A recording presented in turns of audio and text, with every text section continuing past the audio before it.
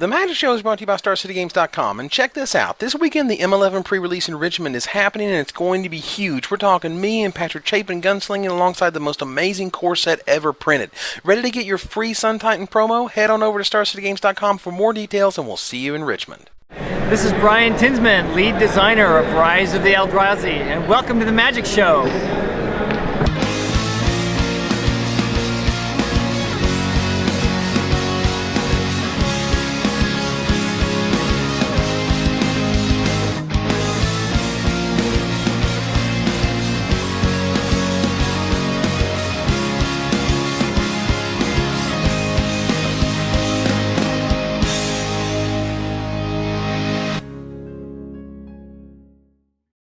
Hello everybody and welcome to another edition of the Magic Show. This week we're going over Magic 2011, the hyped, the underhyped, and the just plain awesome. You ready? Let's go!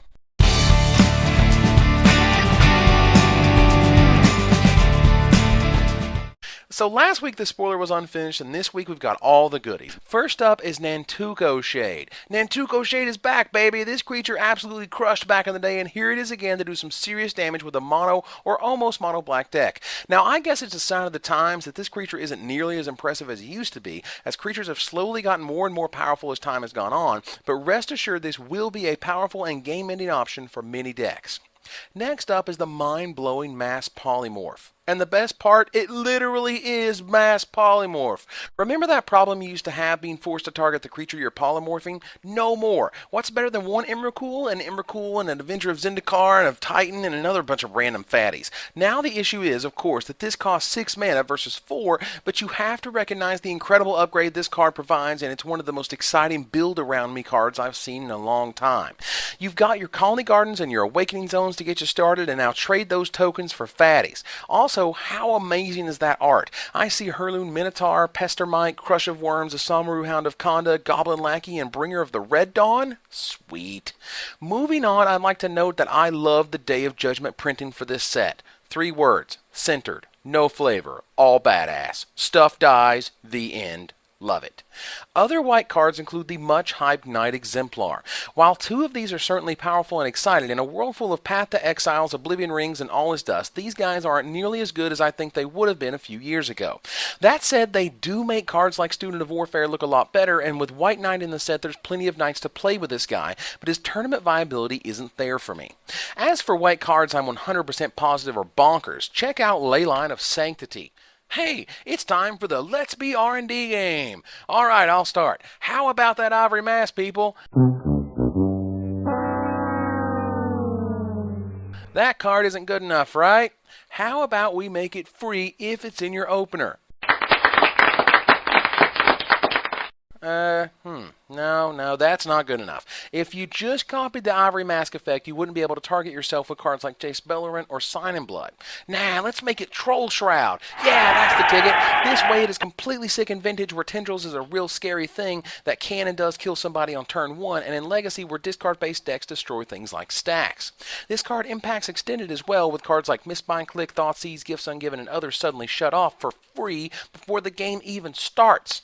In Standard, this basically just screws with the red deck something awful. Talk about your awkward situations. I can just see a control player at 3 or less life with this in play while their opponent looks helplessly at their Lightning Bolts, Searing Blazes, and Burst Lightning stuck in their hand. Nice burn spells. But hey, how about that Serra Ascendant? This creature seems almost designed solely for EDH play as you begin at 30 life in that format, and having a 6/6 life linker on turn 1 seems good, right? Have fun with this one, you crazy EDHers. I love how R&D can now support awesome casual formats instead of giving us bunk rares like, I don't know, Keldoran Royal Guard. Him. My vote for funniest art in the set goes to Redirect. So awesome. This cracks me up every time, and luckily it's a killer card in general. The lesson from this card, when your spells start chasing you, run. Stormtide Leviathan really gets my juices flowing.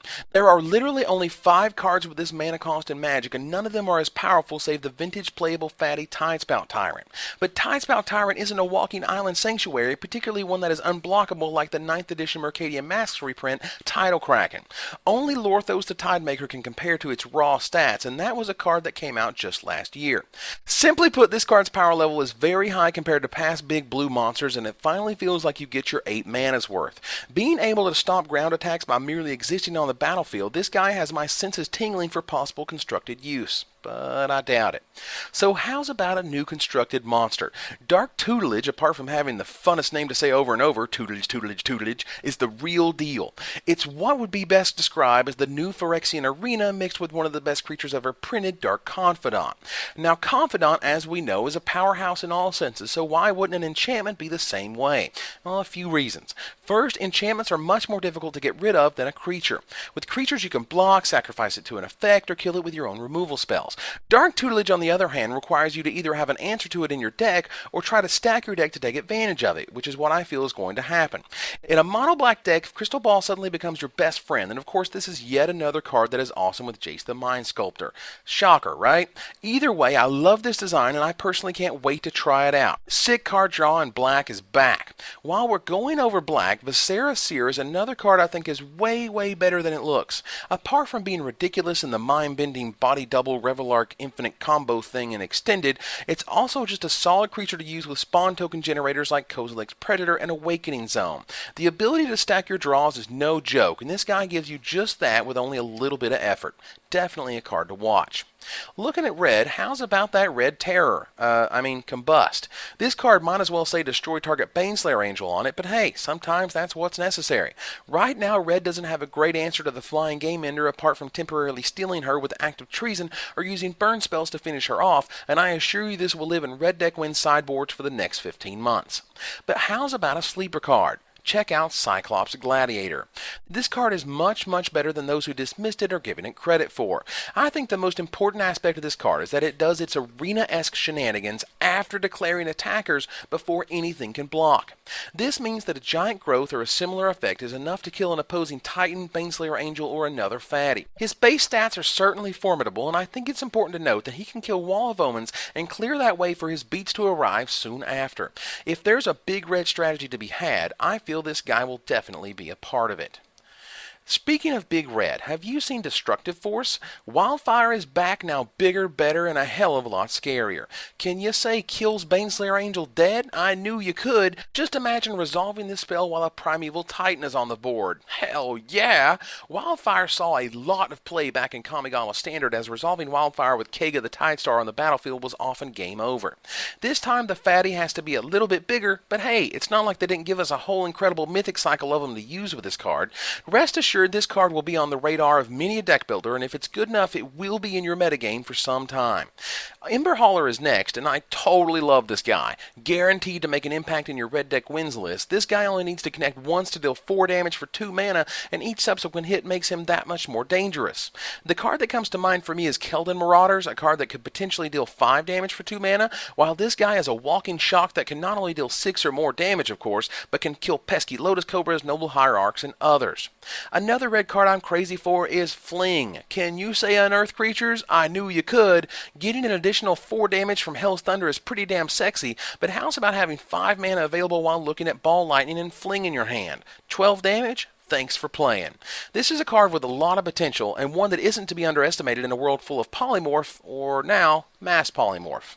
Lastly, for red, I want to note Manik Vandal. Finally, we have the Red Viridian Shaman. Sweet. This guy will be sick and see lots of play once Scars of Mirrodin shows up. As for green, Autumn's Veil is ridiculous, and here's why. The keys to this card are twofold. The first part is that you can go fishing to see if your counterspell wielding opponent wants to endure whatever you're about to unleash. Secondly, and probably a lot better, you can do it in response to a counterspell and then counter that counterspell. So you play your Primeval Titan, and they mana leak it. You Autumn's Veil in response, and suddenly the Primeval Titan is no longer counterable. That's an important aspect to be aware of. It also counters Maelstrom Pulse, Terminate, Doomblade, and any other black base removal spells. An incredible tool for green decks in the future. Give this thing a whirl. Wrapping this up, I'll happily mention that I'm head over heels in love with Sword of Vengeance. Holy crap! Is that a Chroma's freaking sword? Hell yeah it is! Now any old dork you have hanging out on the battlefield can now know what it feels like to fight for truth and justice while slicing and dicing opponents with ease. Sweet! I love this equipment and I hope it makes as big an impact as I'm expecting. Stoneforge Mystic, I heart thee. Man, all these spoilers, and I still didn't get to talk about the awesomeness of reprinting Voltaic Key and Jinx Idol, the incredibly cool Brittle effigy and how it might sneak into decks with Trinket Mage, the controversy of Hornet Sting's presence and its flavoring green, the new cleaner fork via Reverberate. Man, there is just so much going on in this set. All I can say is Magic 2011 is amazing and is no question the best core set since revised. Oh yeah, I said it. Go ahead and comb through every core set ever made since revised and see if you can find the same high quality of cards, consistency of power level, or cohesiveness of themes. Wizards is only getting better at this core set business, and you and I as players are reaping the benefits. Be sure to get your singles from StarCityGames.com and join myself and Patrick Chapin live and in person this weekend at the Richmond M11 pre-release. Until next time, Magic players, this is Evan Irwin, tapping the cards so you don't have to.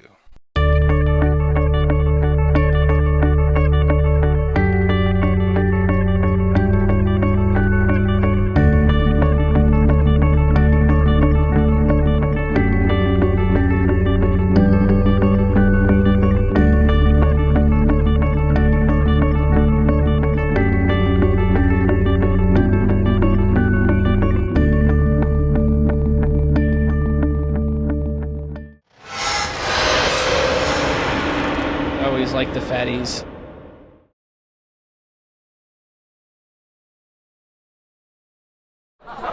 So from a benefit to Actually, the most awkward high five. So from a benefit to